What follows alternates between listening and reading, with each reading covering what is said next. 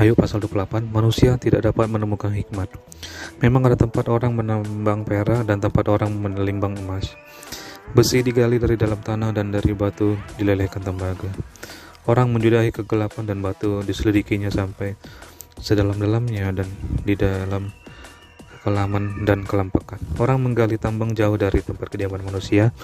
Mereka dilupakan oleh orang-orang yang berjalan di atas. Mereka melayang-layang jauh dari manusia.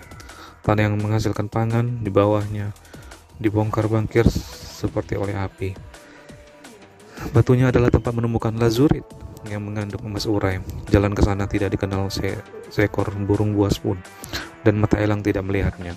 Binatang yang ganas tidak menginjakkan kakinya di sana, dan singa tidak melangkah melaluinya. Manusia melekatkan tangannya pada batu yang keras. Ia membongkar-bangkir gunung-gunung sampai pada akar-akarnya. Di dalam gunung batu ia menggali terowongan dan matanya melihat segala sesuatu yang berharga. Air sungai yang merembes di bendungnya dan apa yang tersembunyi di bawahnya ke tempat terang. Tetapi di mana hikmat dapat diperoleh, di mana tempat akal budi? Jalan ke sana tidak diketahui manusia dan tidak didapati di negeri orang hidup. Kata Samudra Raya, ia tidak terdapat di dalamku, dan kata laut, ia tidak ada padaku.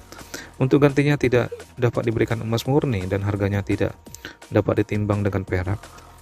Ia tidak dapat dinilai dengan emas ofir ataupun dengan permata krisopras yang mahal atau dengan permata lazurit. Tidak dapat diimbangi oleh emas atau kaca ataupun ditukar dengan permata dari emas tua. Baik gewang, baik hablur tidak terhitung lagi.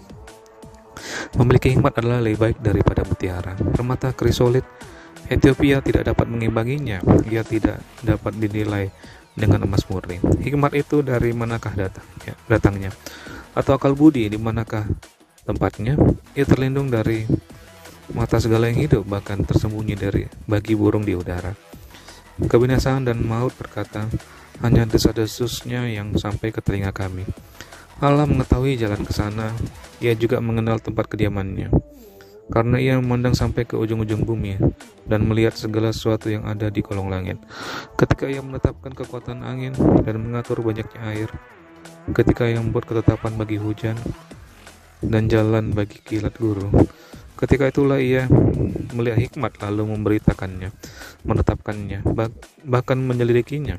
Tetapi kepada manusia ia berfirman, sesungguhnya takut akan Tuhan itulah hikmat, dan menjauhi kejahatan itulah akal budi. Ayub pasal 29, kemuliaan yang dahulu dan kesengsaraan yang sekarang. Maka Ayub melanjutkan uraiannya, kiranya aku seperti dalam bulan-bulan yang silam, seperti pada hari-hari ketika Allah melindungi aku, ketika pelitanya bersinar di atas kepalaku dan di bawah terangnya aku berjalan dalam gelap, seperti ketika aku mengalami masa remajaku, ketika Allah bergaul karib dengan aku di dalam kemahku, ketika Yang Maha Kuasa masih beserta aku dan anak-anakku ada di sekelilingku, ketika langkah-langkahku bermandikan dadi dan gunung batu mengalirkan sungai minyak dekatku. Apabila aku keluar dari pintu gerbang kota dan menyediakan tempat dudukku di tengah-tengah lapangan, maka ketika aku kelihatan, mundurlah orang-orang muda dan bangkitlah orang-orang yang sudah lanjut umurnya lalu tinggal berdiri. Para pembesar berhenti bicara dan menutup mulut mereka dengan tangan. Suara para pemuka membisu dan lidah mereka melekat pada langit-langitnya. Apabila telinga mendengar tentang aku, maka aku disebut berbahagia, dan apabila mata melihat, maka aku dipuji. Karena aku menyelamatkan orang sengsara yang berteriak minta tolong, juga anak piatu yang tidak ada penolongnya. Aku mendapat ucapan berkat dari orang yang nyaris binasa, dan hati seorang jandaku buat bersukaria. Aku berpakaian kebenaran dan keadilan menutupi aku seperti jubah dan serban. Aku menjadi mata bagi orang buta dan kaki bagi orang lumpuh, dan aku menjadi bapa bagi orang miskin, dan perkara orang yang tidak kukenal kuselidiki. Geraham orang curang kuremuk dan merebut mangsanya dari giginya.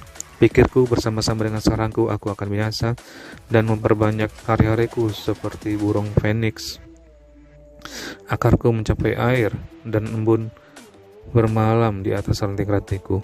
Kemuliaanku selalu baru padaku dan busurku kuat kembali di tanganku. Kepadakulah orang mendengar sambil menanti, Dengan diam mereka mendengarkan nasihatku. Sehabis bicaraku, tiada seorang pun angkat bicara lagi, dan perkataanku menetes ke atas mereka.